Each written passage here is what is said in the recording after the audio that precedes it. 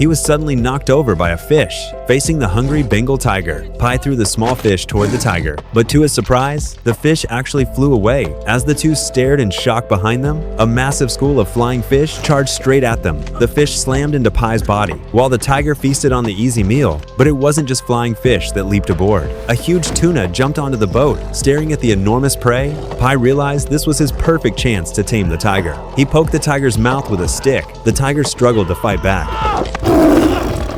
So Pi opened his mouth wide and roared. The tiger quickly submitted. Once the tiger calmed down, Pi quickly hid the big fish behind him. The tiger had no choice but to turn and eat the smaller fish. The two had been stranded at sea after a shipwreck. Pi tried to use the fish to tame the tiger. The next day, when Pi returned to the boat, the tiger tried to attack again. But when it saw the stick in Pi's hand, it backed down in fear at once. Pi knew the time was right. He tossed the fish to the tiger. Watching the tiger eat the raw fish, Pi finally relaxed a little. He tapped the deck, then threw out more fish. The tiger seemed to understand Pi meant no harm. But when Pi gestured for it to come into the hole, the tiger stayed completely still.